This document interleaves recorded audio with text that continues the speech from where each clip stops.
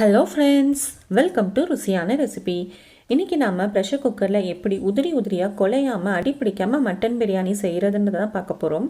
அதுக்கு மிக்ஸி ஜாரில் 7 பல் அளவுக்கு பூண்டு, 2 பச்சை மிளகாய், 2 காஞ்ச மிளகாய், ஒரு கைப்பிடி அளவுக்கு கொத்தமல்லி தழை, ஒரு கைப்பிடி அளவுக்கு புதினா இலைகள், 1 இன்ச் அளவுக்கு இஞ்சி, அரை கப் அளவுக்கு தயிர், இவை எல்லாத்தையும் தண்ணி சேர்க்காம நல்லா விழுது போல் அரைச்சி எடுத்துக்கலாம்.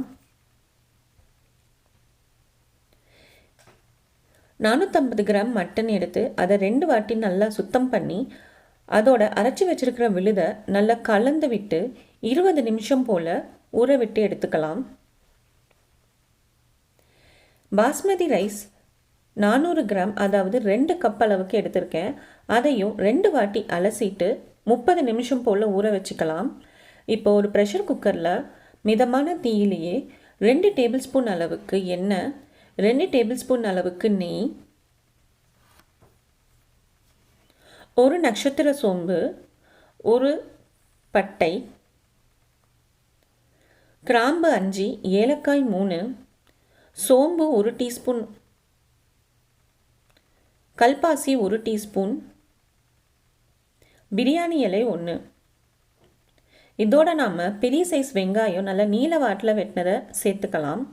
அதை மிதமான தீயிலே நல்லா வதக்கிக்கோங்க. இப்படி பொன்னிறமாக வர வரைக்கும் வதக்கிக்கோங்க. 2 பெரிய சைஸ் தக்காளி வெட்டினதை சேர்த்துக்கலாம். அதையும் நல்லா வதக்கி விட்டு வேக விடுங்க. இதோட தேவையான அளவு உப்பு சேர்த்துக்கலாம்.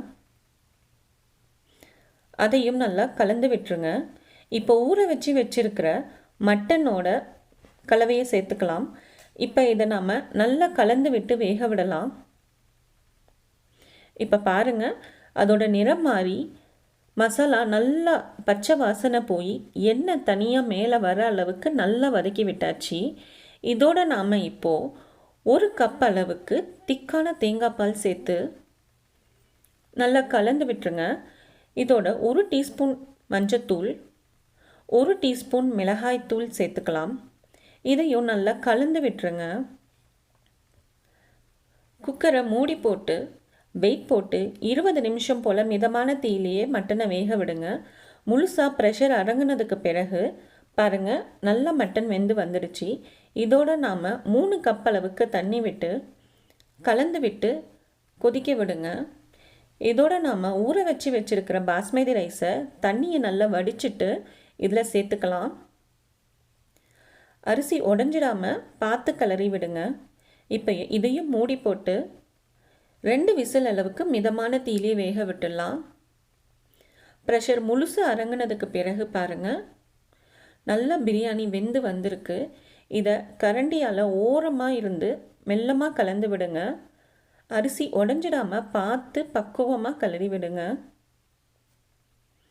பாருங்கள், உதிரியாக குலையாமல் அடியும் பிடிக்காமல் சூப்பராக மட்டன் பிரியாணி ரெடி ஆயிடுச்சு. இதோட நான் பிரியாணி சேர்வாவோட பரிமாறுறேன். பிரியாணி சேர்வாக்கு கீழே டிஸ்கிரிப்ஷன் பாக்ஸை செக் பண்ணிக்கோங்க. அவ்வளவுதாங்க ஃப்ரெண்ட்ஸ். உங்களுக்கு இந்த வீடியோ பிடிச்சிருந்தா லைக் பண்ணுங்கள், ஷேர் பண்ணுங்கள், கமெண்ட் பண்ணுங்கள், மறக்காமல் சப்ஸ்கிரைப் பண்ணுங்கள்.